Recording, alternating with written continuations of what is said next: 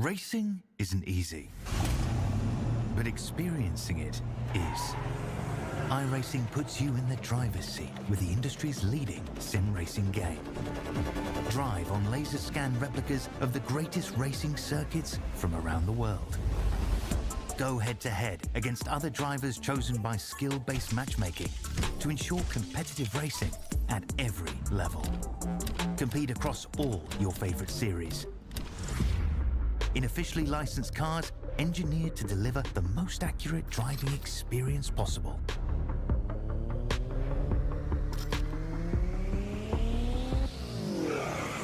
Join a race or host your own with players from across the globe. Race against the computer or in a league with friends. Feel the thrill behind the wheel. Visit iRacing.com.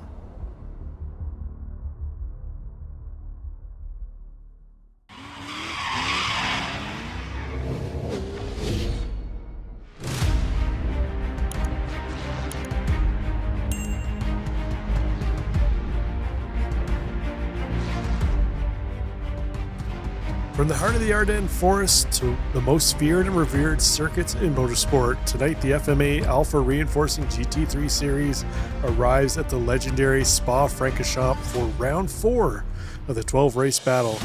Over 7 kilometers of relentless speed, elevation changes, and unforgiving corners await the field. Through La Source, down the plunge to Eau Rouge and Raidillon, across the flat-out charge of the Kemmel Straight, into the technical challenge of Lacombe. Every lap at Spa demands absolute commitment. The championship is beginning to take shape, but with 8 races still to come, tonight could become a turning point in the title fight. One mistake here can erase an entire evening. One perfect lap can launch a driver into contention. As the lights prepare to go out, the drivers of the FMA Alpha Reinforcing GT3 Series face a circuit that rewards courage, precision, and endurance. The weather may change, the strategy will evolve, but the challenge remains the same: conquer Spa or be conquered by it. Welcome in, this is Racers Nexus, I'm Rob Campbell. In the booth with me, as usual, Richard, I don't miss a race ever, Swindells. Welcome into Belgium and Spa-Francorchamps, Rich. Yeah, well, I'm going to be missing one later this month, Rob. We got to miss one sometime, but you know, you talked about all the way up through turns 9, and you forgot my favorite, turn 12, favorite name in all of iRacing for a corner, Puhan. So there's also that corner too, Rob. Yeah, Puhan is always a great one. It can make or break a race too as well through there. But speaking of the track itself, let's take a look at what we got ahead of us. As mentioned, we're at Spa-Francorchamps, 4.31 miles, 19 turns, 1,500 feet above sea level. As you'll see a ton of that elevation change here tonight. Service temps right now on the track, 91 degrees Fahrenheit. The weather itself, 72 degrees Fahrenheit. And right now, no sign of rain in the forecast. This should be a pleasant night here in the Ardennes Forest. We're in round 4. This one brought to you by JLW Construction. Next week, we're going to head to a track that I love that doesn't seem to be a big fan amongst GT3 racers, but Zolder GP. Love that one, especially the alternate layout chicane at the end, but I think we're using the traditional chicane in that one. And then Road America is going to wrap up the halfway point. So a couple of great tracks, I think, coming our way here the next couple of weeks here, Rich. Yeah, I'm also a Zolder fan, so really looking forward to seeing that. It doesn't get used enough, and I'm glad it is. But tonight, we're in Belgium. This is going to be a little different from last week. Yeah, big difference from the wide open spaces of Phillip Island and the land down under last week. But race format going to be the same as last week. They had 80 minutes of practice. They're into their 3 laps of qualifying right now. And then we have our 45-minute of racing. Unlimited amount of tires available to the drivers, 0 fast repairs. They get a drive-through penalty after 20 incident points, another one after 10. There is no DQ limit. They're running fixed setup with 60% maximum fuel load this evening. So that kind of sets up everything there, Rich. But let's take a look before we get into having a look at how qualifying is going at the championship standings. Why don't you take us through the pro side of things? Yeah, the pro side, no surprise, Marshall Crocker Jr. of Iron Horse Motorsports got a pretty decent lead over Alex Jacobson of a Threshold Motorsports, sitting in second. Anthony Jenkins returning back to GT3 Racing, sitting third. And then we have Jacob Dick Ryder Poe, Mark Nelson, Travis Roberto, Anthony, Tony Sorrentino, Chase Matsko, and Chris Lashbrook rounding out our top 10. And then over on the Pro-Am side of things, Kyle Mavis been dominating the season so far with 3 podium finishes to start the season off. He's got a comfortable 23-point lead over Jeremy Eshelman right now. Steven Zabsiter, another 24 points back of Eshelman. Then we have Nielsen, Ferraro, Sturgos, Bronco, Frith, Justin Welsh, and Jay Davis going to round out the top 10 there. How are things looking in AM class, Rich? Well, AM, we've got a really close battle, actually. We've got Justin... Doesn't look like it's spelled right, but maybe it is. Justin Misla. No, that's not the name I've been calling him every week, Rob. I can't even say that. But where are we here? Sorry, I'm distracted, folks. We got Perez Abraham in second. We've got Aaron Stevens in third, but there's only 5 points separating them, and not far behind. We got Nigel Steely, Ryan Robertson, Alex Berger in sixth, Jacob Williams, Curtis Kinneker, Cody Deek, and Paul Wetline rounding out your top 10. Actually, Ryan Peters is tied there for 10th as well. So, good close battle in AM. Yeah, it's pretty tight so far into AM. And then we have our Teams Championship where we see Iron Horse Motorsports currently in the way, but only 3 points ahead of Threshold Motorsports, and then they're comfortably 36 points ahead of the admin team, Admin Advantage. Warped Esports currently in 4th spot, and then 5th place going to Oath Racing. A few of the other teams haven't had great starts to the season, or they're lacking the amount of drivers compared to the rest of the team, so we'll see if maybe the rest of the season works out a little better for them, Rich. But as I mentioned, we are into qualifying. Let's take a look and see how qualifying's going right now. Well, before I do that, sorry, Justin Moskowitz, for butchering up your name and getting a little chuckled. But continue to do what you're doing. You're having a good season thus far. Yeah, qualifying. We got new racers to FMA out there tonight too. So a little bit gonna see maybe a little bit of a shakeup in what we're used to seeing, Rob. Yeah, one of the drivers right here on screen had a rough race at his home track last week, Phillip Island. Chris Lashbrook looking for a bounce back here this evening. Rich currently sitting in 3rd place, so nice run for him right now. Macon Gazzoni, nice qualifying run for him, up into 3rd place, or sorry, 2nd place as it is right now. So nice start for them. So he was able to hold on to it. Marshall Crocker Jr. hopped out of the Ferrari into the Acura this week. Currently sitting in 4th place. Oh, I say that he crosses the line. He's going to hop up into 3rd. That's going to drop Chris Lashbrook down into 4th. We'll see if Lashbrook crosses the line, ever really get that spot back. He does not. He's going to have to settle for 4th place. Yeah, but right up at the top, if my timing and scoring is right, we have a new amateur driver, No, and we do not. We do that not. Is a pro driver. It's a timing Smurf account. Yeah, you got to adjust your timing and scoring there, Rich. See what happens when you show up late. I did, but it says amateur. See what happens when you show up late to the show, Rich. No, that is somebody's Smurf account, and yeah, he's actually in pro class. So that is Anthony Ingram. So we'll see him in the pro class. Currently, he is sitting on pole. Rich gave us the spoiler alert there, but let's take a look and see how the grid's going to shape up for this one for round 4 of the Alpha Reinforcing GT3 series here. Rich, why don't you take us through the top 10 drivers? Yeah. Oh, hold on here. Let me fix that there. There we go. We are going to just have a little slight delay because it's a big surprise. Yes, Anthony Ingram in 1st place, sitting on pole, with Megan Gazzoni sitting in 2nd. Marshall Crocker Jr. on row 2 in 3rd. Chris Lashbrook beside him in 4th.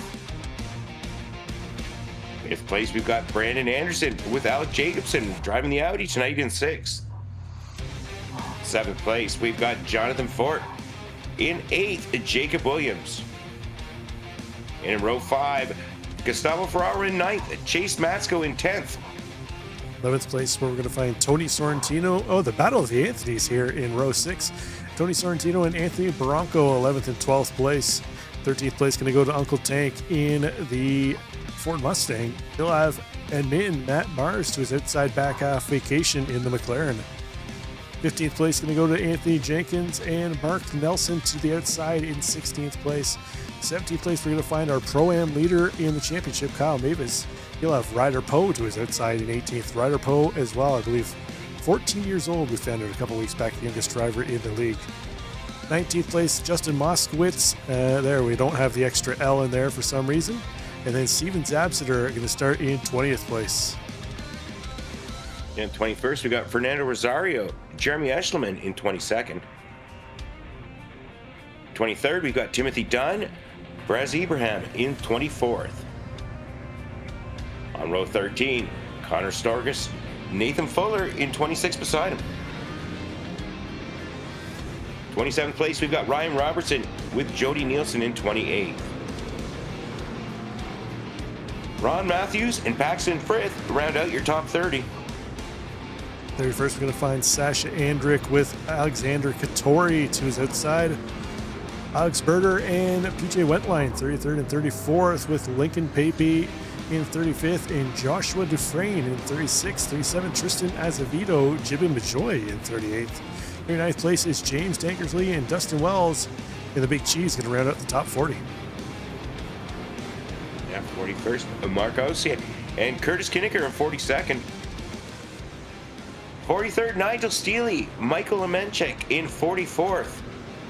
We've got bigger field than that, Cody Deek sitting in 45th. Yeah, 45 cars set to hit the grid. It looks like Joshua Dufresne did not grid up though, so we'll see if he's going to make a pit lane start here tonight, Rich. So at least 44 of the cars are going to see the green flag here tonight. What are you expecting to see up Eau Rouge, Radian, the Kemmel Straight here the first time through? Well, you know, I've been erring on the side of negativity lately, so I think we're going to have a clean start here, Rob. I highly doubt it, Rich. I think you could put a bunch of aliens on track, and there's still going to be some carnage into... I'm using some reverse psychology tonight because, you know, I've been protecting carnage, and we haven't had any, and I don't know. We're going to see, though, because this race is getting underway very shortly here. Oh, my goodness, here they come. Yeah, we're using the endurance layout, so the green is going to drop on the front straight, so just be aware of that. Oh, man. We got a lot longer to go. You know, I'm really off the ball this evening. Too much sun over this long weekend. Yeah, see, again, that's what happens when you show up late, Rich. You don't get the pre-race briefing.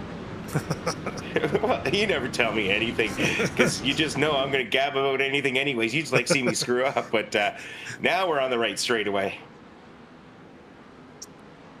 All right, we're all set to go here.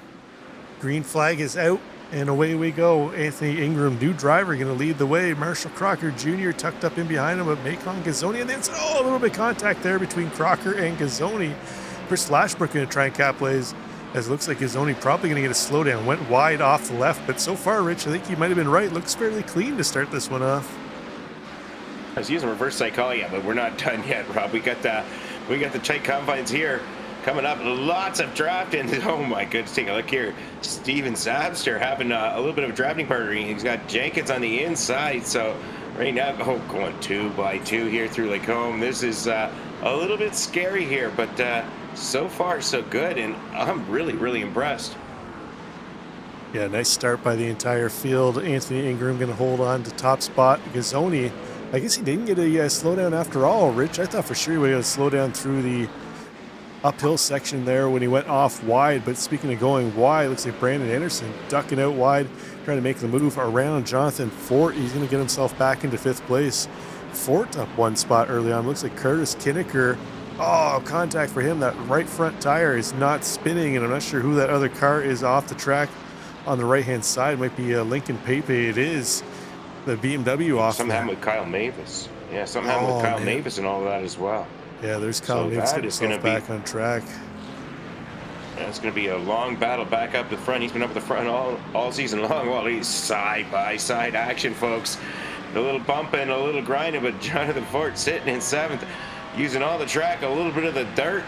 And that's kind of what you got to do if you want a battle around spot here with all these cars, 45-car field. So side-by-side action. This is insane going through Blanchimont, Rob. Oh, this is just... Oh, Jacob Williams holding on. They're using all the track, all the runoff. And so far, it's been a relatively clean start. We'll see what happens. They come to chicane. Somebody going real deep. Chase Matsko holding them off. But wow, was that Anthony Baranko in behind? And I'm not sure if that was him or Jonathan Fort, but side-by-side action to complete lap 1. Yeah, that was Jacob Williams, I think, went off wide, but Chase Matsko to his inside. Williams going to give up that position. That's going to move Matsko up 3 spots now into 7th place. So Chase out of the Acura this week into the McLaren. Looks like it suits him much better here, Rich, as he's looking a little more comfortable behind that wheel. But Anthony Ingram already opened up 1.9 second gap here over 2nd place Macon Cazzoni, who's in a battle with Marshall Crocker Jr. for 2nd place. See Crocker Jr. ducking out to the right, trying to find a way around Gazzoni. He's looking to the inside here now. It's going to be the battle of the late breakers between these two. Who takes the spot? The Acura has excellent brakes, but the Mustang has the grunt in a straight line. It looks like the braking prowess of that NSX is going to work out well for Crocker. He's up into 2nd place. Yeah, nice move by Marshall, and still the battle's still continuing on here. Right behind him, between Gazzoni and Lashbrook, but I'm not sure what kind of iron horse a NSX or an Acura is. I'm really not sure what's going on there. Marshall might have to change the team name or at least the paint job or something. But great race action. But with all that's going on, that's let Anthony Ingram pull up to almost a 3-second gap over them. But we're going to go a little bit further back in the field, folks. We're back here battling in the 25th position with Faraz Ibrahim. We got side-by-side action here. Tucking it back in is Paxton Fritz, so wisely done in the Audi. No move to be had there as we're coming around through Puhan. Yes, Puhan, we get to say it again, Rob. It's early in this race. We get to say it a bunch more times. We're only on lap 2. This race is probably going to go, 19, 20 laps. Yeah, I would think somewhere around there, but Paxton Frith getting a ton of pressure from Dustin Wells and the big cheese, no doubt, egging him on here tonight, Rich. We'll see if Dustin can move himself up a little farther through the field. He's already up 13 positions right now. Looks like something happened to PJ Wentline and Nigel Steele. They're falling down the order. There's Steele getting back on track. It looks like Wentline has towed. We'll give everything a lap or 2 here to settle down, then we'll go back and take a look at all the incidents from the first couple laps. But we got a battle here for 2nd place. Marshall Crocker Jr. hold on to that spot. Gazzone in 3rd, but Chris Lashbrook up to the inside of Gazzone. Anderson trying to go with him. He gives a little bump on the back of Lashbrook to help him through, but Gazzone going to clear off in front of Anderson and hold on to that spot. He's down 2 spots where he started here so far is Gazzone, Rich, so he's got some work cut out here early on. Yeah, that's awesome racing. I mean, Ingram's checked out, but we got a 5-car battle basically for 2nd right now as they're all going up the Kemmel Straight. Anything's possible. It looks a little spread out there, folks, but they're going to all close in together here under the draft as we see them going too wide, just kind of blocking each other out and making sure nobody gets any advantage. I can see this battle going all the way to the end. Just the nature of Spa, as long as you can keep in close contact with the person ahead of you, we could see this for many laps to come, Rob. Well, that's what we're hoping for, is to see this last the entire race. Rich, we'd love to see some battles up and down through the grid the entire race, and I think Spa is definitely the track to see that happen. But we've got battles up and down through the field. We got one of our admins, Matt Mars, making a move as he moves to the inside. Nathan Fuller, he's down 2 spots where he started, but he's going to pick up 1 more spot there. Nathan Fuller up 9 spots in behind him. So look at this pack here being led by Ryder Poe, the 14-year-old. He's got Matt Mars hot on his tail. Mars took a week off, did a little vacationing with the family, and looks like he's back to put his stamp here on the Pro-Am class. Yeah, Matt Mars with a very patriotic paint job. We're using a lot of alliteration here there tonight, folks, but Matt Mars, in the theme of the week, all patriotic, so a nice new paint job for Matt Mars in 18th place here. Fernando Rosario following along behind Nathan Fuller, who's behind Mars. I mean, these cars are just lined up nose to tail, like, 7, 8 cars deep here throughout the field, maybe even more here. This one's, it looks like about 12 cars there. So going on board here with Anthony Jenkins. So Anthony Jenkins in 13th place right now. He's up 2 positions on the day. He's following along behind Uncle Tank.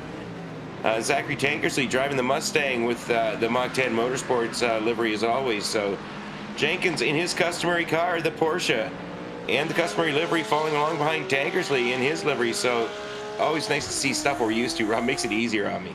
Oh, I think something happened between Crocker Jr. and Gazzone. A little bit of contact out of turn one. Looks like Gazzone going to try and take that spot back, but that's going to capitalize on, allow Lashbrook to capitalize on that. He's going to move up into second place. I mentioned he had that rough race last week at Phillip Island. He's looking to redeem himself right now, and he's doing exactly that, up into second place. Now we'll see if he can try and run away from this battle in behind him as they jockey for position. That's allowing Chase Matsko, Anthony Barranco to catch up to that pack. We might have another couple cars join this battle here, Rich.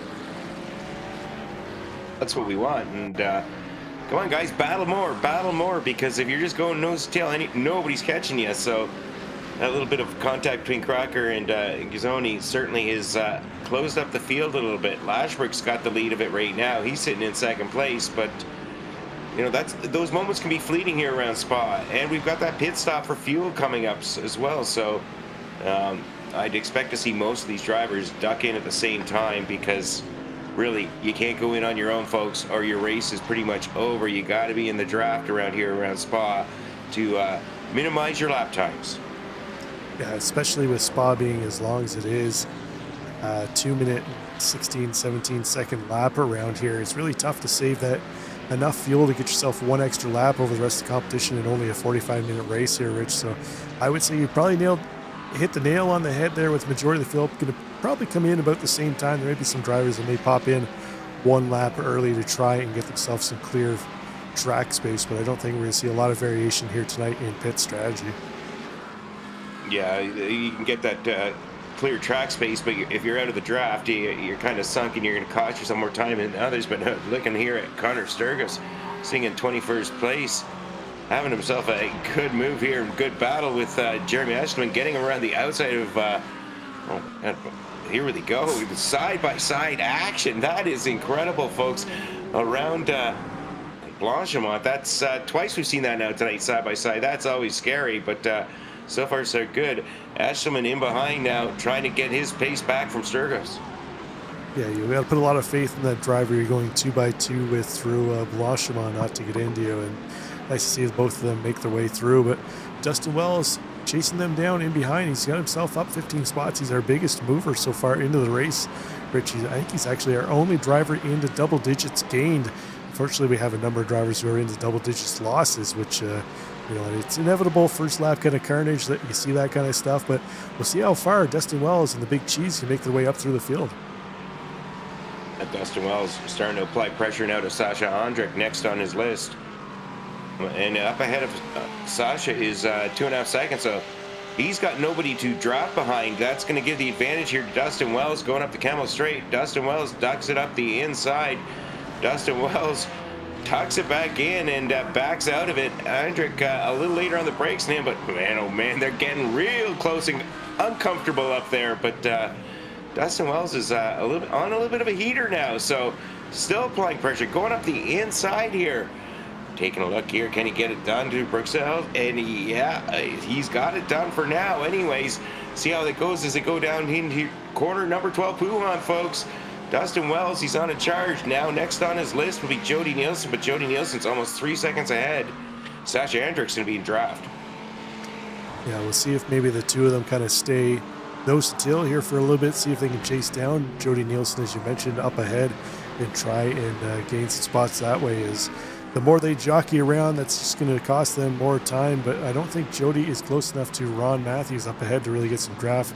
Kind of a little bit too far right now, but they've got that battle up ahead of them with Nathan Fuller and Fernando Rosario.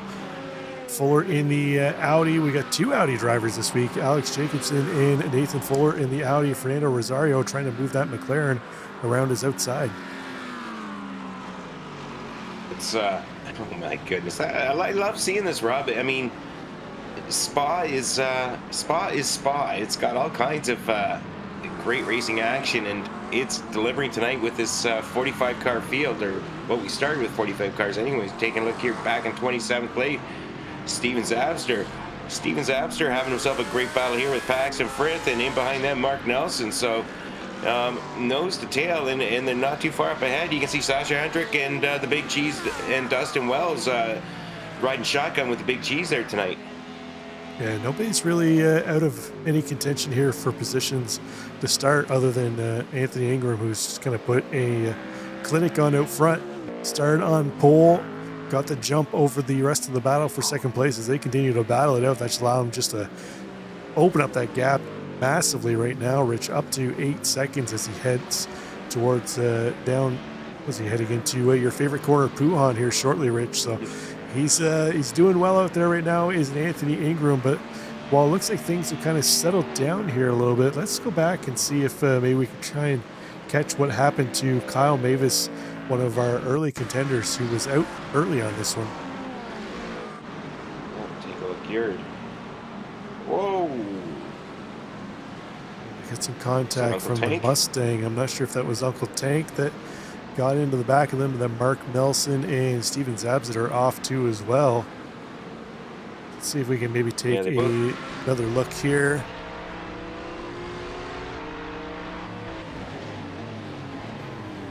I think that was just 3 cars trying to occupy the same area of the track, unfortunately, on that one. Yeah, it's Kyle went real deep on the brakes compared to the car at the outside of him, and the Ford Mustang went a little bit deeper, and there's just not enough room for all 3. But back to live race action, folks. Up at the front, or not up at the front, because up at the front we've got Anthony Ingram still, but sitting in this battle for second place that's going on forever, we've got a nice, great battle between Lashbrook, Gazzoni, and now Marshall Crocker Jr.'s there as well. But right now it's Macon Gazzoni in second, and so we got 2 Mustangs, 1 and 2 for now. Lashbrook in third, and Crocker Jr. fourth, Jacobson fifth, and Brandon Anderson sixth. So still the 5 cars well within reach of each other. Yeah, you see them tightly packed there heading up into Eau Rouge. This is going to be the 7th time through here for these drivers. Rich, starting to wonder if they're starting to work out some weaknesses, maybe their competition, trying to find where they might be a little better here, where their car in particular that they've chose may work a little better. You see Crocker getting the draft off Lashbrook. Going to try and go the long way around the outside. Lashbrook going to come over and close that off. It's exactly what Gazzone loves to see in his rearview mirror. I'd love to see those quartet in behind him battle a little bit more, and then he could potentially open up a gap similar to what Ingram has over that pack. But these guys, they're throwing elbows, knees, hips. There might even be some eye gouges out there right now, Rich. Yeah, and you know who's loving that is Chase Matsko, because he's only just under a second and a half behind that pack, and every couple of corners he seems to be making up a tenth or two. So a couple more tenths and he's going to be right in draft range and pull himself right up there. So he's hoping for the big battle going on with all those people ahead of him. Yeah, he's probably almost begging for it at this point in time, pleading with them to battle. But let's go back in behind Chase as we've got Gustavo Ferraro as he is chasing down Jonathan Fort up ahead in the Ferrari. Uncle Tank not too far back of them either. So that's a battle for 9th, 10th, and 11th. So right now Ferraro holding down the final place in the top 10 in the overall, but he's also second in the Pro-Am class. So he's trying to chase up to Anthony Barranco up ahead, who's kind of the buffer in between Fort and Ferraro. Fort and Ferraro right now. You see Barranco just at a camera shot there in the Red Bull 59 Ferrari machine. So we'll see here if maybe Ferraro can get around Fort and challenge Barranco for top spot in Pro-Am. But our top AM is Jacob Williams. He is right with Anthony Jenkins. They might be getting into this battle here too as well, Rich. So looks like potentially about 6 cars might be battling it out for the final few spots in the top 10. Yeah, that's for sure. Jacob Williams, very impressive. He's up in 12th place. And his next closest amateur competitor is Dustin Wells down in 23rd. So he's got himself quite the gap. And he's right in the hunt for a top 10, as you said, and maybe a little bit more, depending upon how this race progresses.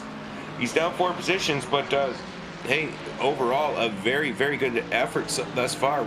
Anthony Jenkins were on board with his in-car camera, following along behind the amateur of Jacob Williams. So Jenkins having to get that Porsche moving and trying to utilize the draft going up here, up the Gemmel Straight. And right now, though, it's tough because every car in that little train is in draft range of the other, and almost pulling a little bit of, just a follow the leader type of racing right now until they get a lot tighter, able to make moves, because right now the draft isn't going to do it for them. Yeah, I think this point in time where the drivers start to realize that all the jockeying that they're doing and battling is just costing them time to the drivers up ahead. So we're seeing a little less battles here, a little more single file running amongst our drivers. So it'll give us a second to go back and have a look at a few more of the incidents early on in the race. So Justin Moskowitz, unfortunately, he had an incident to kick this one off too as well in the Ghost paint scheme. Oh, he went to the outside to try and avoid that carnage, and then looks like he just got tapped by the Mercedes. I think that was the 74 Mercedes, it looked like, or the 034. Oh, 747, I think it was, with Timothy Dunn, but it was that second impact that really did him in, Rich. Yeah, that car's just destroyed. And that's sad to see, Justin. Hopefully, better luck for you next week. There's just the remainder of Kyle Mavis after his incident on lap 1 as well. I think he had another incident after. Oh, he spins, getting back on track there. So we had a number of drivers go off. Looks like Ryan Robertson might have been involved in a wreck too as well. To start things off, so keep an eye on him. He is the Corvette on the inside of that Porsche. Oh, just cold tires into Puhan. Around he goes. Keep it off the wall. Just a little kiss of the tires. Just a little kiss of some rubber there, Rich. Yeah, that just that, you know, that's not going to do anything there. That's a Corvette. They're used to, you know, the back end getting spun around when they're doing donuts. So back underway, Ryan Robertson cost him a few positions, moved him. Oh, maybe he did have some damage there. I think he just missed his brake marker there and went wide into turn 1 after. Almost getting to the back of that other Corvette. Not sure who it was. Ooh, Curtis Kinnicker trying to get that car home. We saw the right front locked up earlier. I'm not sure what happened to him. Not seeing anything flagged here as far as an incident. Trying to figure out what happened to that right front suspension that we saw on his car. But PJ Wetline, I mentioned we saw him falling down through the grid. There he is off into the tire barrier. Let's see how he got there. So he's just ahead of Ryan Robertson. He was the car that Robertson almost got into turn 1. It looks similar to Ryan Robertson there through Puhan. Yeah, Corvette's doing Corvette things in Puhan, Rich. No, Corvettes don't do that. That's maybe they put the wrong badging on that car this week, folks. I don't know. Anyway, we're back up near the front, and Chase Matsko is having himself a decent race thus far, Rob. He's up 4 positions, up to 6, so he's got past Brandon Anderson, and right now he's following along behind Marshall Crocker Jr., so Chase Matsko's pulled himself back into the chase. Yeah, I'm just having a look here to see if I can see if Crocker Jr. had an off-track or a little incident there, because he's fallen back off the back of that lead pack now into the clutches of Matsko. Maybe that was a strategy move, fall back to see if he can pull him up into the rest of the field. But I'm listening to the comms right now. It sounds like Marshall Crocker said he's going to pit for damage repair. So I'm having a look here. Oh, I think I found it here, Rich. See if we can find out what kind of damage he got. I think this is into turn 1 with Macon Gazzoni. So a little bit of contact there. Into turn 1.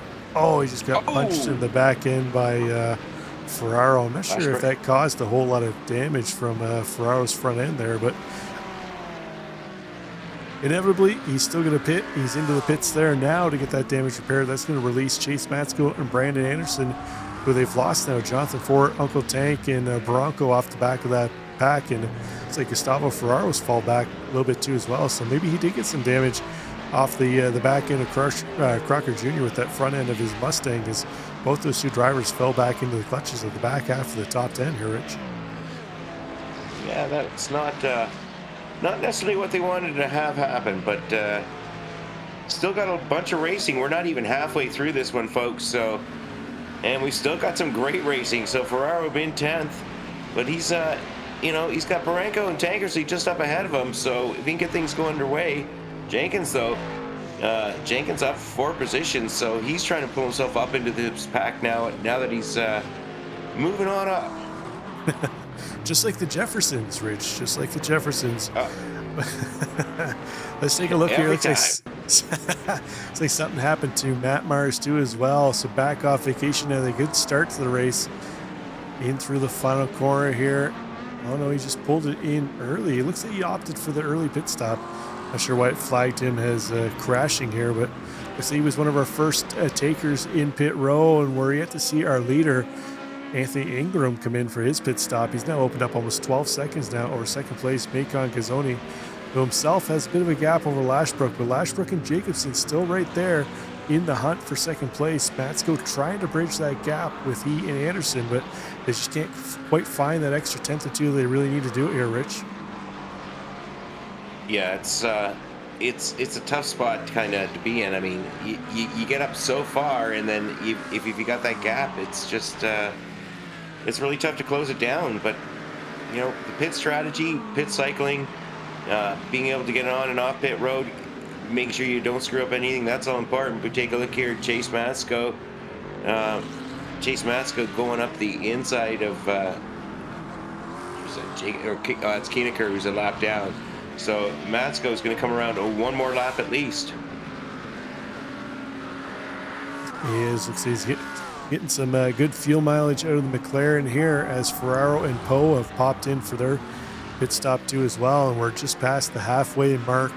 Rich, not surprised we're seeing drivers come in. That's usually about the time we start to see these drivers opt in for their pit stop. As you can see in the picture, Gustavo Ferraro in to get his pit service done. Now I believe they're at with the endurance layout that we're running here, which mimics the 24 hours. They actually run through the first pit lane and then get themselves into their stall in the second pit lane. So lengthy pit stops here tonight at Spa. Yeah, it's you know, they're going to be from cone to cone. They're going to be well over a minute here. We're looking at like Crocker Jr. He was a minute and 14 seconds. Tony Sorrentino was a minute 13 seconds. So lots of time that possibly be gained or lost if you don't know what you're doing, if you haven't practiced pit entry and exit, and that it feels like you're going down a city street at rush hour as you're trying to get your pit cycle done there. It reminds me kind of a little bit of Sonoma, where you've got that long pit entry. Only this is even longer as we take a look at Gustavo Ferraro exiting pit lane, coming out in 28th place right now. He's going to come out just ahead of Lincoln Pepe. There he goes in one of our few BMWs, Marshall Crocker Jr. just ahead of them. So he is our top sitting driver who has pit right now, currently in 27th place. So we'll have to keep an eye on where he cycles back in once the rest of the field starts to come in for their field service here too as well, Rich. But you know what? I'm seeing a number of drivers back farther in the field starting to pop in. So it looks like from basically about 29th back, those drivers have been for their service, whether they've had to from incidents or they've just elected to come in early on. And we'll see how it works out for them. One of the early stoppers was Matt Mars, down 19 spots where he qualified a minute 14 cone to cone in his pit stop there. And it's, you know, like you said, it's got to feel like an eternity. Only 16 seconds in his pit stall itself, but that minute and a half getting on and off pit road feels like a lifetime. Well, it does. I mean, in a minute and a half, I can drive to the local pizza place and almost get home. I mean, that's quite the journey. Hey, here we go, Skimo. It's Alexander Berger. Alexander in 19th place right now, so he has not pitted yet. He's still got a pit, but as usual, he's got the camera on. Looks like he's racing in the dark there as he comes into pit lane, racing in the dark so you get a better view out the windshield, Rob. That's what my dad always told me as we were driving down the highway at night. I'll take your advice on that one, Rich. I'll trust you on it. But as we pick back up with Anthony Jenkins, still yet to see a stop for him. I suspect we'll see him in next time by, along with the rest of the drivers who haven't pit yet, as there are only going to be about 13 or so drivers who haven't pit, and they're all going to be in our top 13. So we'll see how it works out. Right now, Anthony Ingram continues to lead the way. He's got that 12-second gap over Lashbrook, who is 3/10 up on Alex Jacobson. So Jacobson went to the Audi this week. A little bit of a discussion in the Discord this week amongst drivers that the Ferrari of being the what they call the OP car for the season. A number of drivers wanted to switch cars and kind of show that the Ferrari isn't necessarily that much better than the rest of the cars, that you can actually do well in any of them. We're seeing Ingram lead the way in the Ford. We're seeing Jacobson in the Audi in third place. Matsko has been doing well, although he's up into fourth via some earlier stops by the cars he was chasing in the McLaren. But we're seeing a nice mix of cars in the top 10 here, Rich, not necessarily all Ferraris. Yeah, Fernando Rosario, he's in 10th. He's up 11 positions. We'll have to see where everything cycles out after the pit stops. But, you know, I know you keep saying I'm biased towards the Corvette, and I really love the McLaren too, Rob. I think I've only driven it once, but that's just a sweet looking car, and they're real sweet in real life too. They absolutely are. It's probably my favorite GT3. Ooh. But the rest of the top 10 so far who haven't pit are coming in. We're on board here with Rosario. He's going to come in to have his fuel service done. I suspect Eshelman, Nielsen, Frith are all going to follow too as well. Mark Nelson and Macon Gazzoni going to be the final drivers in the field who have yet to pit. So now we keep an eye on Marshall Crocker Jr. He was our highest ranked driver who pit. Oh, sorry, correction. Gazzoni has pit. He is just ahead of Marshall Crocker Jr. So there's actually 7 seconds separating them. So Gazzoni is the driver we're watching to see where he cycles through, if he can get ahead of Lashbrook and Jacobson, or if Jacobson and Lashbrook going that extra lap, saving a little bit of fuel here, Rich. We'll see if they can pop back out ahead of Gazzoni. See Lashbrook still in his stall here. Gazzoni heading around turn 1. Yeah, Gazzoni is, the only issue he's got, though, is he was out driving on his own, so he didn't have any drafting partner here. As we take a look at Lashbrook coming out. Lashbrook's coming out, and I think he's going to manage. He's got about 3 seconds. Is he going to get up to speed before Gazzoni catches him? It looks like he's going to. Gazzoni's, about a couple seconds behind. He's going to close that gap up a little bit, but Lashbrook solidly in second now. Macon Gazzoni in third. Alex Jacobson fourth. Chase Matsko fifth place. So, and Marshall Crocker Jr. in sixth. The thing we'll have to watch, though, with the Gazzoni and Lashbrook here is Lashbrook going to have those cold tires coming out of the pits. He's going to need about a half a lap to 3/4 lap to get them back up to temp. This is the time where if Gazzoni wants to try and close that gap, he has those tires already back into optimal operating temperature and the pressures here. He needs to try and chase down Lashbrook. This is his time to do it. Jacobson right there, he's on his outlap too as well, so same situation as Lashbrook for him. He needs to try and get those tires back up to temp, so this is the opportune time here for Gazzoni. He knows the driver behind him can't chase him down as hard as he would like, and he can really try and capitalize on Lashbrook, although it looks like Lashbrook's starting to equalize those tire pressures here. Rich starting to maintain that gap here now. Yeah, Chris Lashbrook, certainly thus far in the race, we're not going to call it too early. We're 30 minutes into this race, 2/3 the way through it. Lashbrook having a very successful race and a nice bounce back from last week at Phillip Island. Yeah, I'd just like to point out it was Richard Swindells that put the commentator curse on Chris Lashbrook right there. It was not me. First time for everything. So we head back here a little farther. Marshall Crocker Jr. and Chase Matsko battling it out. They got Jonathan Fort in behind them. Anthony Bronco up into this battle too as well. So we got 4 cars battling it out for final spot in the top 5. Matsko holding on to that position. No doubt he'd like to come home in 5th place here and show that it was the car that was holding him back. That Acura that he was forced into by losing a bet here to start the season off, Rich.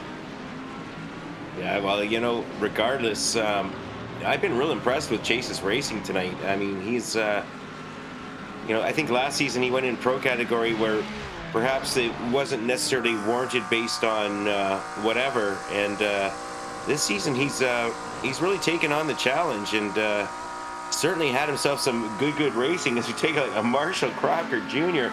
going up the outside, up the Kemmel Straight. Is he going to be able to outbrake Chase Matsko? Chase Matsko wanted to stay in the top 5. He's going side-by-side action. In behind them, we've got Jonathan Ford just egging it on. Crocker Jr. brave on the brakes, getting that move done. So Marshall Crocker Jr. by Chase Matsko. And Jonathan Ford in behind, just loving what he's seeing. He's tucked right up behind Chase now. Yeah, probably the best thing about the Acura is the braking prowess on it. You can really dive late into the brakes and it's really stable, and we just saw Marshall Crocker Jr. use that over the McLaren of Matsko now. We'll see if Matsko can go to school, try and find a way back around Marshall Crocker, as we've only got 13 minutes to go in this one. The battle for second place starting to heat up here, though, as Gazzone in the Ford closing in on the Ferrari of Lashbrook. I thought Lashbrook had that gap kind of steady there, Rich, but it looks like Gazzone continues to push forward. He's closing that gap. They've kind of dropped Jacobson off the back of them now, so this is going to be a two-horse. I say that pun intended, with the horse of the Ferrari and the horse of the Mustang battling it out here for second place. Yeah, but do you think that Audi R8 horse will be able to close that gap down? And my goodness, or the Acura horse of the Iron Horse Motorsports, Marshall Crocker Jr. But my goodness, this is still great action, folks. It's a 5-car battle is down to 2 right now, but Chris Lashbrook and Macon Gazzone keeping each other honest for second place. Yeah, we'll see if they get to battling there. That could allow Jakeson to get back up into that battle. But let's go further back here and have a look at a couple battles. As Jacob Williams, currently our top AM driver, he's got Nathan Fuller in the black Audi R8, one of our Pro-Am drivers. That's a battle for 16th and 17th place. I don't suspect Williams will battle too hard. He's in it more for the AM Championship, and he's got a comfortable lead over Faraz Ibrahim, our second place AM driver, in 24th place. And then Alex Berger and Stebo sitting comfortable in the final step on the AM side of things in 26th place. Yeah, that's not too shabby there. It's quite the quality field we've got today. And it looks like Kyle Mavis is just his day's just going from bad to worse. He's got a black flag. He's got to come back to the pits. He's trying to eke it out, but it's just not working for him. And we're taking a look here, and Kyle Mavis, Corvette sitting in 28th place. The start didn't go well. He's trying to battle back, and now he's gonna have to serve a little bit of a infraction penalty. I'm guessing for incidents probably at this point, eh, Rob?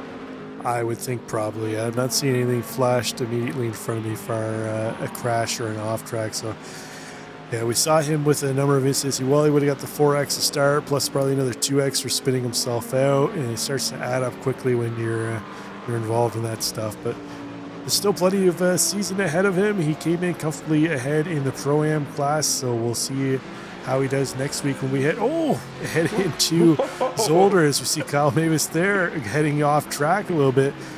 Gathered the car up, but Paxton Fritz going to make the move around the inside. Mark Nelson going to look in the inside again in that Porsche as they battle tooth and nail through the left-hander. Now they head into your favorite corner here, Rich Puhan.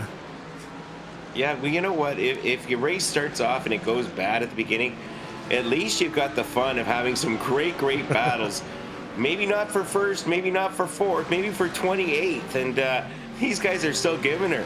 We've got Mark Nelson having himself a tremendous race with Paxton Frith and Kyle Mavis well into the midfield very late in this race. And that's some great racing action. That's the kind of racing action you get here at the FMA, folks, on Monday night. GT3 Racing. Free league to race. Free league to join. Everything's done by donations and sponsorships by the different racers. So come on out if this is something you're interested in. There's somebody to match your skill level. You'll be racing somebody when you've got big 45-car fields such as tonight. Yeah, 3 classes for all skill level of drivers. So as you mentioned, always somebody to race with.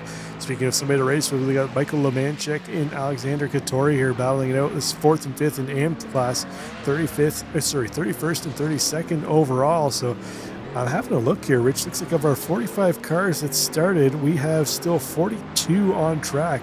Tell me how many times you've seen that at, what are we at, about 36 minutes into a 45-minute race at Spa. Very often, and then it also shows you some of the people, I think in some of the other, wow, look at this great close battling, would have left. You know, they get in an accident, they're not going to win, they're not going to finish in the top 3.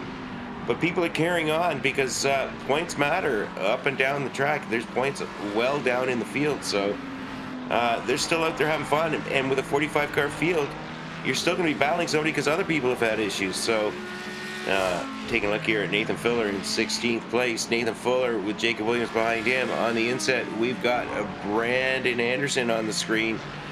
Brandon Anderson, Anthony Barranco battling there for 8th place overall. Barranco first in Pro-Am. Yeah, nice run right now for Anthony Barranco, comfortably ahead of Ferraro, who's the 2nd place Pro-Am in 12th place overall. So might be a nice points haul here for Barranco, but he's got to deal with Anderson, as you mentioned, in behind, and then Uncle Tank right in there too as well in the Mustang. So Uncle Tank looking racy here tonight in that Ford Mustang, up 3 spots into 10th place, as Barranco now having to defend against Anderson on the outside. Anderson trying to make the move, but fortunately for Barranco, the corner come back to the left-hand side for him. He's able to hold on to it, but a little weaving on the front straight. Oh man, that's going to cause a calamity there. And you know what? I'm going to take and say that was probably caused by Barranco weaving on the front straight. He went right, went left, then came back right again. The drivers behind him really had no idea where he was going to go. They thought the opportunity was there, and then you see what happened. So I don't necessarily like seeing that move. That's, to me, you're allowed 1 move, not two or 3. So we'll see how the stewards rule that. But right now, Barranco and Anderson continue their battle down the Kemmel Straight. Jonathan Fort just up ahead of them. He's gotten around Chase Matsko. It drops Matsko in the McLaren down to 7th place. So we'll see if he's able to try and find a way back around Jonathan Fort. But what looked like maybe a potential top 5 finish here for Matsko, looking like maybe a little farther back in the top 10. A little further back, but nothing to be ashamed about. Still a strong effort. Chase Matsko still up 3 positions from where he started, and I'd be thrilled if that was me, but I'm not a pro driver, Rob, so what do I got to say? Take a look in behind here.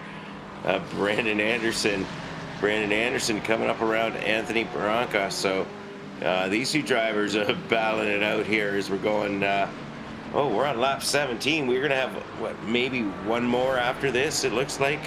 2 more after this. And running out of time. We're just under 6 minutes left on the clock. But still using all the tracks. Still throwing some dirt up is Brandon Anderson. We're going to go back up to the front of the field, though. We haven't shown him much because, well, there hasn't been much to show. Anthony Ingram is just kind of checked out from the get-go. He's got 11.5 second, almost 12-second lead, and a very solid introduction to FMA racing. Yeah, he's put on a bit of a performance here tonight in the Mustang, showing that you don't need the Ferrari to do it.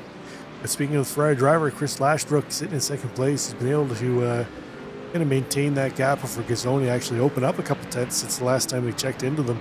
Gazzone now sitting at 7 tenths back of Lashbrook. We'll see if maybe he's just kind of cooling the tires off here, trying to mount a charge, trying to get his bearings straight here, Rich, to mount a charge towards the end of the race. With looks like we got about 2, maybe 3 more laps to go, depending how quickly Anthony Ingram continues his pace here. Yeah, it's you really want to pick your spot here, and I think you talked about this earlier, is you really want to pick where you find your opponent's weaker spot, or where maybe your best spot is to make your move. Got multiple laps to plan that out if you're racing nose to tail, as we've got Steven Zabster here in 21st place. Zabster and Rosario is sizing him up now, looking to get into 21st, take that 1 position away from Zabster, but they're going to go start their next lap here, coming up through Radion. 2 drivers. We got Fernando Rosario, and they really need a great corner exit there. Rosario's got the advantage in that Zabster doesn't have anybody to draft behind, but did not get the jump out to up the Kemmel Straight to make a move. It's closing that gap down. It's not going to close down early enough. He's going to have to continue to maintain pressure. Look for another spot later on this lap, or maybe set him up a little better next lap. Yeah, I'm gonna say I'm kind of surprised to see Rosario as far back as he is. We're used to seeing him battling comfortably up in the top 10, usually up in the top 5 even further. So maybe Spa isn't necessarily a track that he feels comfortable with. I know it's probably one of the most popular tracks in sim racing, let alone in real world racing. But you know what? Some drivers just can't find the the juice That's my around excuse. Spa here, Rich. I know it's a track. Don't do well on it.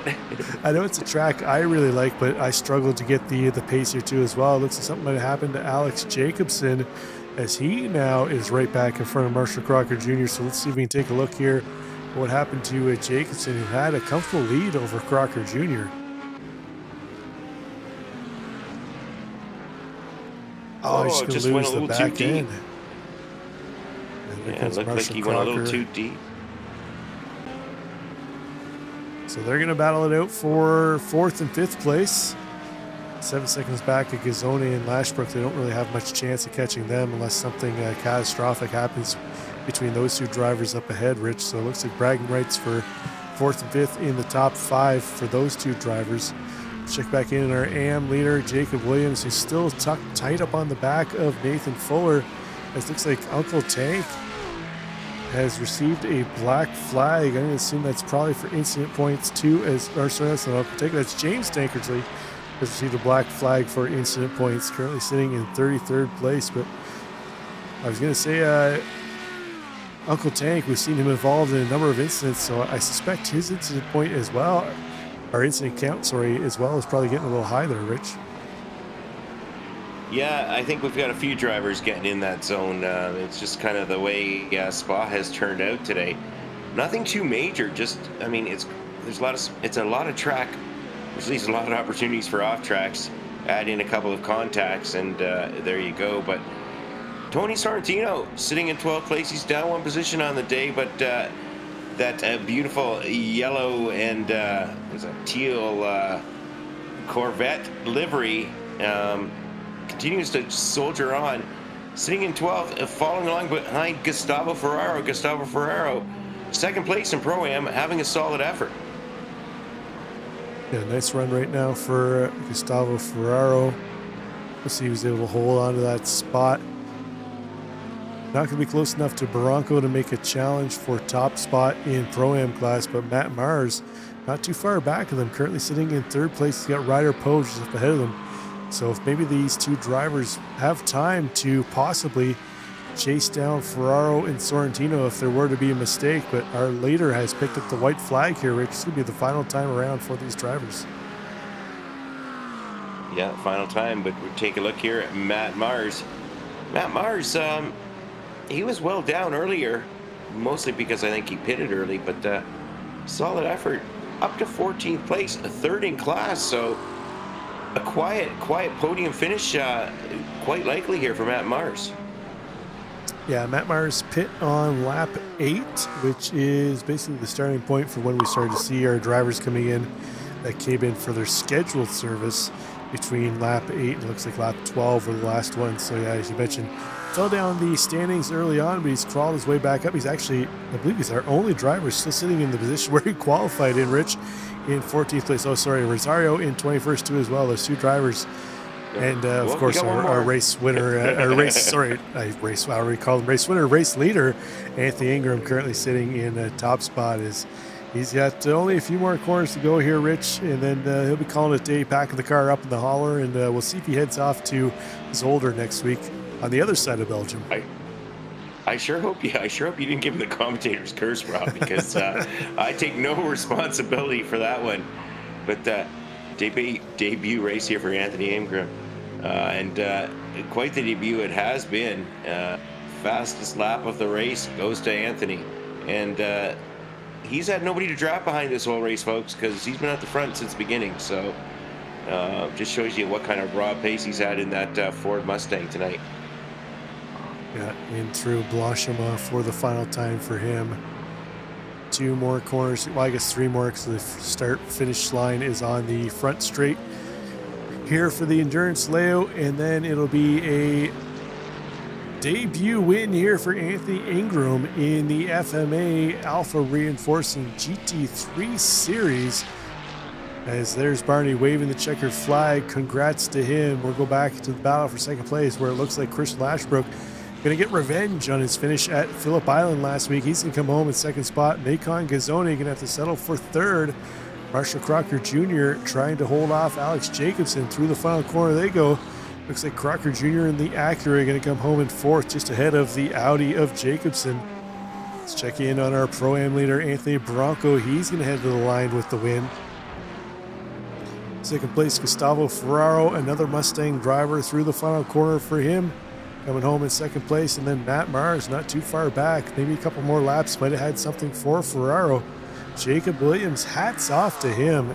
16th place overall, top spot in AM class. Nice run for Jacob Williams. Yeah, very solid effort. We'll take a look here at one of the remaining battles going on. We got Alexander Berter, and Alexander Berter sitting in 23rd place, battling along here with Faraz Abraham, going down through a chicane. Berter right now got the advantage. Can Abraham get a good corner exit? But in behind Abraham, we've got Timothy Dunn. But no, that's the way they're going to finish. Yeah, Berger going to hold on for second spot in class. We'll head back here to Katori and Lemanchek. Katori just ahead for fourth and fifth in the AM class. And Alexander Katori going to hold on to that spot. Jibin Bejoy just behind them too as well. Marc Ossier in through the final corner for him. He's going to come home seventh in class. Kyle Mavis, been a trying day for our Pro-Am leader in points heading into this one. No doubt he'll be happy to throw the car in the back of the hauler here tonight, Rich. Hey, I respect the commitment, and I respect the finish. And that's all you can do when those days happen to you. Coming in here, Cody Deek, up 11 positions. Cody, starting at the back, but moved up 11 through the day. I believe Cody didn't put in a lap time, started in 45th place. Got himself up into 34th. Love this paint job. The electric boogaloo of Joshua Dufresne. Joshua across the line, and I believe that is going to make everything official here for the race. Round 4 at Spa is complete. Rich, I don't know if we could have asked for much more here this evening as far as a race. We had it all. We had battling from top to bottom. We had pit strategy. We had a little bit of contact and wrecks. And you know what? Spa always presents a good race. Yeah, it does. And I mean, sometimes things can spread out a little bit if people don't stay in the draft. But except for, up at the front with Anthony Ingram, there was some good close battling all the way up and down the field. Yeah, let's take a look at our results in the pro class. Anthony Ingram takes top spot. Chris Lashbrook going to have to settle for second place, and Macon Gazzone in third. Marshall Crocker Jr. in fourth. Alex Jacobson in fifth. Jonathan fourth. Chase Matsko, Brandon Anderson, Anthony Jenkins, and Tony Sorrentino going to round out our top 10. How are things looking over in Pro-Am, Rich? In Pro-Am, we've got Anthony Branco in first with Gustavo Ferraro, a solid second place.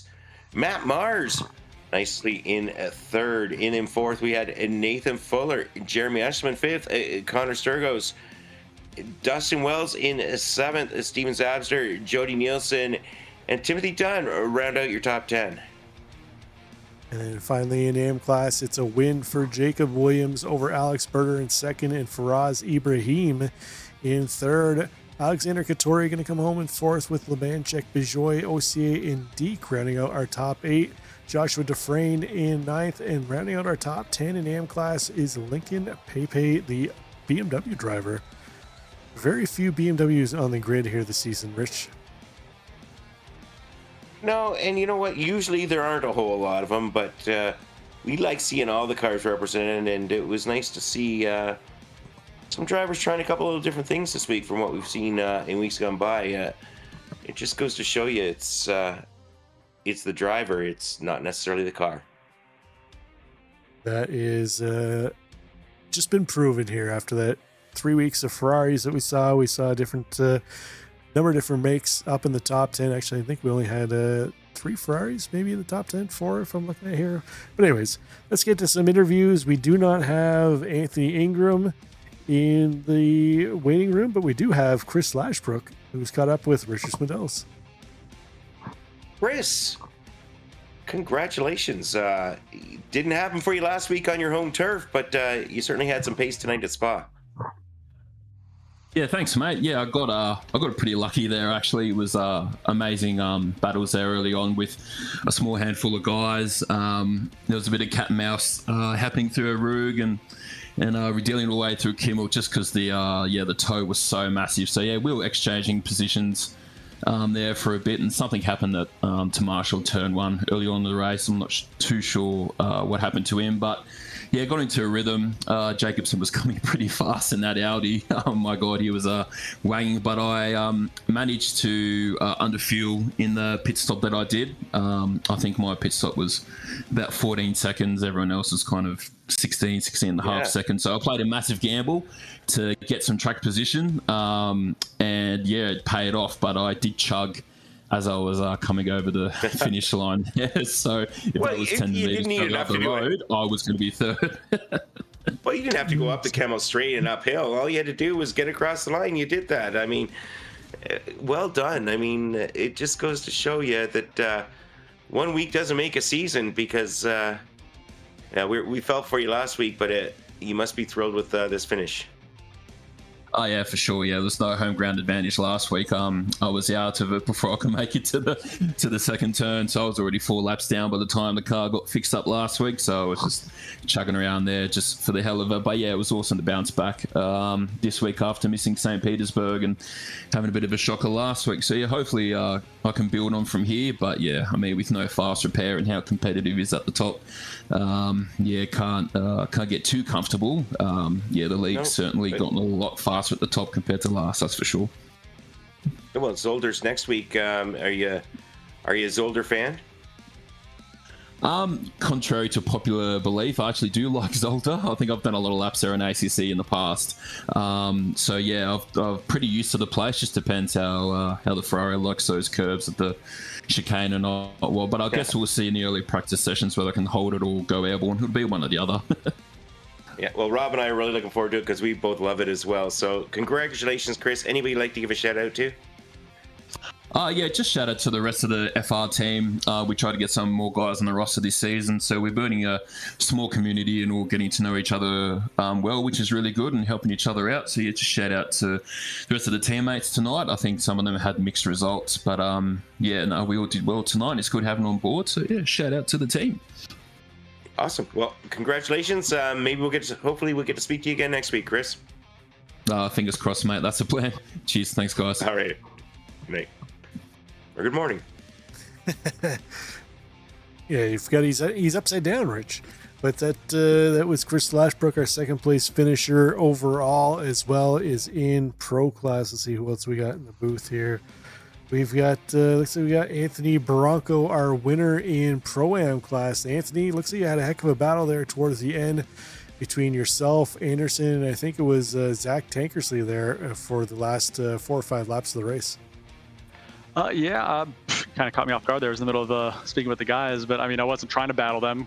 They're not, wasn't battling them for, the class position. I just wasn't going to give up, a super, huge chunk of race time with Ferrero, not too far back. So it was just a battle, of, when do I let him pass? And I made that mistake going to the bus stop. And then he kind of went deep and I cut back under him. And then we kind of bumped there. We both exchanged, pleasantries, no harm, no foul. I gave him the position later on in the lap because I knew my battle wasn't with him. But yeah, it was good. It was clean. Just little door banging here and there. Now, it's nice to see not as many Ferraris on the grid this week. Did you feel like the Ferrari was still competitive there with, I'm looking at the final count, about 4 in the top 10? Well, those Mustangs, I had nothing for them, that's for sure. But I felt like it was pretty evenly matched with all the other cars. I was behind a McLaren. He wasn't pulling away from me. I was keeping up with him. I was behind a BMW.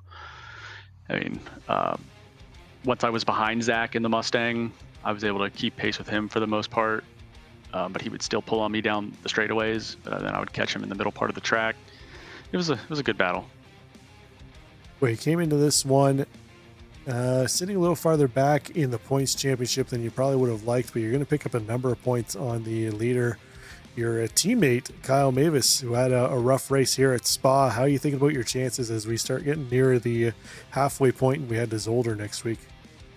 Hey, as long as a team member in Pro-Am is at the top, we blocked out, I think we've got the first 4 wins of the season in Pro-Am, so we'll take that, and he's picked me up the last couple weeks when I had bad weeks. I picked him up this week and he had a bad week.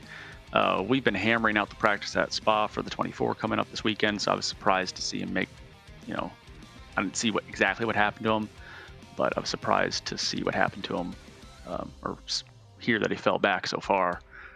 So that was unfortunate. Zolder, I've only ran it once. It didn't go well 2 seasons ago in FMA, so we'll see what happens this time. Well, before we let you go here, Anthony, any shout-outs you want to give the millions and millions at home cheering on yourself and Iron Horse Motorsports? Can we get a shout-out? Jacob Williams, our AM driver, finishing top 15 in the overall standing. So awesome work, Jacob. He's been putting in a lot of time this week. Like he out-qualified all of us. He was the lead Ferrari in our team because Marshall was in the Acura. And so tip of the cap to him. Great work, Jacob. Way to grind. Kyle, I know you'll be back next week. And Marshall proved his point with, every car can be competitive to an extent. I mean, top 5 in a very strong Mustang track. So, hey, congrats to the team. We'll pick it back up at Zolder. Thanks and stuff. Well, we'll talk to you maybe later on this season. Best of luck next week at Zolder, Anthony. Take care. Hey, I hope so. Hey, you guys, see you next week. That was our winner in Pro-Am class. Who else we got here? We don't have second place Gustavo Ferraro. I thought I saw him there for a minute, but he is gone. Let's bring in our third place finisher in Pro-Am class, Matt Mars, to catch up with Richard Swindells. Hey, Matt. Congratulations. A solid podium finish. Yeah, long time no see, man. I appreciate it. I said it towards the end of the race. You quietly got yourself on the podium, and not. We showed you earlier, and then you took that early pit stop a little earlier than most others. Any reason for that, Matt? Well, truthfully, I got in behind Ryder and Anthony, and they were in a battle, and Ryder was kind of holding me up. So I thought, well, I'll try the undercut, and apparently I overfueled by just a little bit, and came out of the pits 2 seconds behind or 3 seconds behind, so kind of didn't work out in my favor. I wish I'd went the opposite way and kind of tried to stretch the tank, but forgot how thirsty this McLaren was. I haven't driven it in about a year, so I had to try to get my feeling for it again. You got a nice new livery on. Well, I guess you're driving a new car. You need a new livery, and it certainly was shiny and patriotic. It's screams America, really. It's our endurance team paint partly. James Collins, a league member here, painted it up for us, and I threw some decals of my own on it and done a few of my little touches to it or whatever. But yeah, we run pretty patriotic stuff with the FMA endurance group, so I got a little bit lazy and didn't want to do a paint for it, and I thought, well, it's the 250th anniversary of Declaration of Independence. I'll run a FMA American flag livery for this one. So looking all over it, it's got George Washington. And I noticed that. We're doing the close up now, but yeah, kind of cocky, and if you look on the rear bumper, there was a little message for England while we were at it, but we won't go too deep into that. But yeah. I'll make no comments there, but Matt, while we got you in the interview room, you're one of the admins here at FMA, very heavily involved in the organization, all this. Anything you want to say to those at home who may want to join up, or what FMA is all about? Yeah, first I want to thank, this is week 4, and we have 46 guys showing up. It's insane, the growth that we've seen, and we've got great battles, from top to bottom, in each division, and team battles, that are going on and within it. And it's really, I think it's really become a great place to race. And, we owe a lot of that growth to you guys and the great broadcasts that you put on, and getting our name out there in the forums and stuff. And of course it's, I can attribute a lot of it to the members as well, and the great show they put on, and clean racing, for the most part. We've had our bumps and bruises this season. I guess it's growing pains, but they've swiftly gotten dealt with as well. So. I think you guys have done a great job, and yeah, I think the admin team has also done a lot of that and helped with a lot of that with the growth. So, anyways, FMA, great place to race Monday night. GT3 Racing, if you want to get in on it. Matt, anybody you'd like to give us thanks or shout out to tonight? Yeah, once again, I want to thank all the guys, for coming out and making this such a great race, and thank you guys in the broadcast booth, and thanks to the admin team. We got, Chase, and we brought back an older admin. He'd been in the league, prior to you guys coming along, and Mark Nelson, and he's great on, the technical side of things, and kind of help take the load off of me when it comes to some of that stuff. But yeah, thanks to my admin group, and thanks to you guys, and of course all the guys in the league, and thanks to my wife and kids. They put up with this pretty much every night, and it's a lot of work running the league this size, and it takes up a lot of time, but races like this help make it worth it. Well, it certainly do. Well, hopefully we get to maybe get to talk to you next week after Zolder. Let's see what happens next week, Matt. Man, I hate that track. That was my first ever GT3 race, and I got 26X in that one and had 2 drive-through penalties. So Chase likes to remind me of that. So I kind of have PTSD when it comes to Zolder, so I'm not really looking forward to that. We're trying to schedule it on my vacation, and Chase refused. So we'll see you guys next week at that one. Well, yeah, we will, and hopefully we can cut it down to just one drive-through next time. Hopefully so. Yeah, baby steps. Have a good week there, Matt. Thanks a lot. Appreciate you guys. See you. That was our third place finisher in Pro-Am class, Matt Mars. Let's bring in our race winner in AM class here, Jacob Williams. Jacob, welcome back into the booth. You did it again. You got yourself into a comfortable spot on track. Nice comfortable pace, and you brought home the win. Yes, sir. No, it was definitely fulfilling. That's for sure. I was actually this week, I was able to put in quite a few laps, so I felt really comfortable. And then I wish I didn't fall back in the overall as much as what I did. But man, some of those pros and some of those programs just have so much pace, and just now getting into this, it's so hard to keep up with some of those guys. Yeah, like my partner in the booth here, Richard Swindell, always likes to say, to finish first you must finish. So it goes for basically any position on track. But you took top spot in the AM class here. That's going to bode well for moving you up into the a little higher in the AM championship points coming into this one. But we're nearing the halfway point. Next week we head to Zolder, drastically different track. We're going to stay in Belgium, but we're going to head to the other side of it here. How comfortable are you with the high curbing at Zolder? So I've never raced Zolder before, so it's going to be my first time. So you're in for a treat. It's a track that personally I enjoy. A lot of people hate it. I guess it depends whether you like high curbing or not. But I think the Ferrari generally likes to hop over those curbs. So you got your work cut out to learn that track here next week, Jacob. But a strong showing by yourself and your Iron Horse and Motorsports team. You guys really, I think you mentioned it earlier, really putting in a lot of practice throughout the week to find some pace amongst you. Yeah, no, definitely, shout out to, again, to the guys on the team. They definitely, they ran a decent amount of laps. I don't know about Marshall so much because he was running the Acura this evening, but Anthony was able to run a decent amount, and then Kyle specifically. I mean, he really kind of dissected my few laps that I had put in and really helped me be able to whenever I very first started running, I would say, I think it was Friday, I was running about a 218.2, and then Kyle ended up dissecting it and then got me down to almost like about a 217.1, and then over the course of the weekend, I wasn't able to hit it for during the race or during practice or qualifying, but there's a few times I ended up getting into the 216s, but I mean, it was very rare. I was having to really push, but shout out to those guys for definitely, tweaking, the strategy behind it all. Yeah, well, it's definitely showing on track the pace amongst your team. But before we let you go here, Jacob, you basically gave out the shout out to the rest of the team. Is there anybody else you want to give a shout out to cheering you on week in, week out?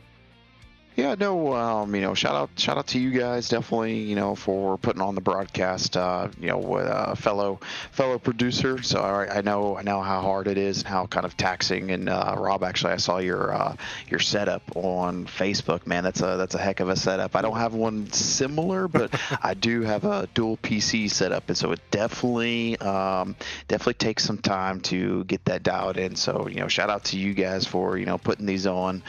You guys are one reputable broadcast company, so shout out to you guys, and then shout out to the admins of FMA, Chase and Matt. There was a little bit of some little bickering back and forth earlier this week, but shout out to them for always sticking it out, and putting on a wonderful league, especially what these guys represent. That's clean, respectable racing. And then most importantly, shout out to my wife, for allowing me to do this throughout the week. Without her, definitely wouldn't be able to do this. So shout out to her. Yeah. Excellent stuff. Well, best of luck heading into Zolder next week. Get those laps in so we can potentially see you back on the top step again next week, Jacob. Take care. Thanks, gentlemen. Have a good night. That was our race winner in AM class, Jacob Williams. And then let's round things out here with our second place finisher in AM class, the ever so popular Steve-O's dad, Alex Berger, catching up with How you guys doing? Hey, Alex, congratulations. Solid effort, up 10 positions overall from where you started, and 23rd place overall, second in class. You got to be pretty happy with that. Yeah, I need to figure out qualifying this season. It's been a tough season for me qualifying. Way too far in the back to be really getting up to where I want to be, but it's all right. We'll take it up 10 spots.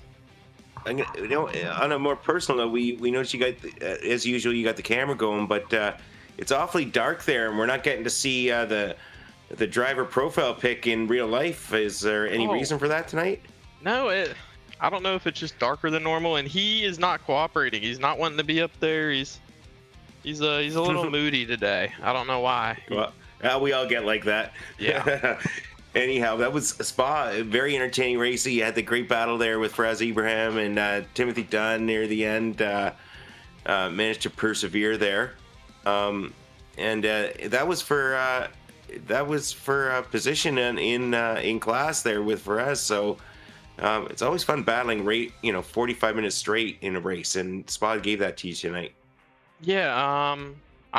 Way I was kind of looking at it, I was looking at the placing. I knew Faraz was right in front of me, and I had Sasha in between, and Sasha does a great job of defending, and it took me. I had to really dive bomb it to get past him, chasing down Faraz, and luckily I was able to get him on the last lap. But yeah, I knew I could get him, but I just had to set him up. Yeah. Well, that you did. So not the best week last week for you, but nice to see you back where we've used to seeing you based on last season. So anybody like to give thanks to or shout out to you tonight, Alex? Shout out to my boy Andy in the chat. Shout out to Threshold. You guys as well in the booth doing a great job. Well, thank you, and we look forward to seeing you at Zolder and see how you do there, and maybe we'll get you back on the podium, maybe the victory next week. Yeah, we're gonna see. We'll see how the Spa 24 goes this weekend, and if that goes well, maybe I'll race it. Oh, right on. All right, take care, Alex. Thanks a lot. All right, thank you guys. That was our second place finisher in AM class. That's going to wrap up our interviews here for this evening, Rich. But before we get into our closing thoughts, let's just take a look at what's coming up on the rest of the week here at Racers Nexus. Tomorrow night, Apex This is back with their Porsche Cup Series. That kicks off at 9 p.m. Eastern. Throttle Freaks, where you'll find me and Rich again tomorrow night doing some more GT3 racing at 9:15. Thursday, Freedom Motorsport Alliance FMA is back again with their WEX Series prototypes and GT3s. And then Endurance Racing Alliance comes back with their GR86 Cup. Friday night is the first race of the new season for the Special Stage Pro Trucks. If you enjoy watching door-to-door action of jumpy trucks on various tracks, they don't just race them on dirt. They'll take them to the ovals, take them to street circuits. It's probably one of our most exciting races each week. It will only be 2 15-minute back-to-back heats, but it's a ton of action packed into that. But Sunday night, Freedom Motorsports is back again with your FMA Gen 4 series, and Apex is back with Mazda Cup Racing. But we head to Zolder next week. Rich, we've already touched on it a couple times, a track that both of us really enjoy. I'm looking forward to seeing that one, but if we get 40 plus cars on Zolder, it's going to be real tight. It's not a big track. No, it's not, and it'll be similar to what we saw at some of the street circuits, but it's not a street circuit either. But really looking forward to that, Rob, and it was fun this week in Spa. Next week, I think we're going to have just as much fun at Zolder. Absolutely, and until that time, we'll bid you adieu. For Richard Swindells and myself in the booth, this has been Racers Nexus. We'll catch you back, as I said, tomorrow night for some more GT3 racing. Otherwise, we're back next Monday as we head to Zolder with the FMA Alpha Reinforcing GT3 Challenge. Until then, bye for now.